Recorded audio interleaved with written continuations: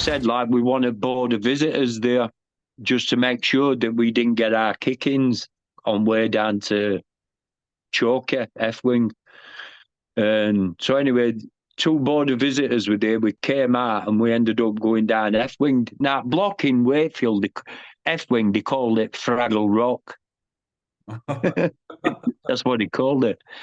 And yeah, and I was on tools. So next day, when I'd been on adjudication, I ended up getting, because we smashed all hot plate up as well down in block, threw all grub up, food all or smashed all hot plate up, and I ended up getting 54 days block. So I'm on exercise outside. I got ball, I'm booting it about, and there's a guy, tall guy, right long hair, big bushy beard. He went, "All right, mate." I went, "Yeah, Scouser." He goes, "How long you here for?" I went, 54 days. He goes, "They call me Rob."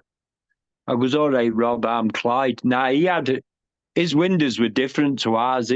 In our cells, it was just little square windows, whereas his were like strips, and he could open it to about, I don't know, maybe 6 inches, 8 inches wide. So he used to put roll-ups and split matches and striker on windowsill for me to take so I could have a smoke in my cell. So on way back in, the screw said to me, he went, "Do you know who that is?" I went, "Rob." He went, "It's Robert Mosley." He went, "He killed one in Broadmoor, one outside, and he killed 2 in Wakefield." He went, "He's a very dangerous man." He goes, "If you was in that cell with him, he'd most probably kill you." But later on, I found out that he only did nonsense anyway. I did, Yeah. So anyway, every day I used to talk to Rob Mosley, and at night time, he'd shout me through a window, and conversation were, and it gave me fucking goose pimples, this, Ricky. We were talking about overcrowding in jails in early 80s. Because I met Rob in 1981 in F-Wing down block, and we were on about overcrowding just through conversation. And he went, "I know how to get rid of most of them. Let me out landing, I'll kill all fucking nonsense." That's what he said to me. But he didn't laugh. He didn't laugh when he said it. He fucking meant it. And I got goose pimples, me, when he said it.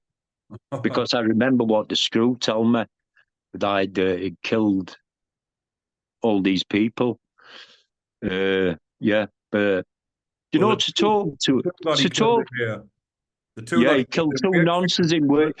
He killed 2 nonsense. Sorry?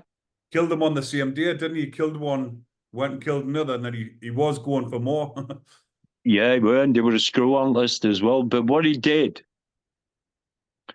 they do roll checks while you're out on association.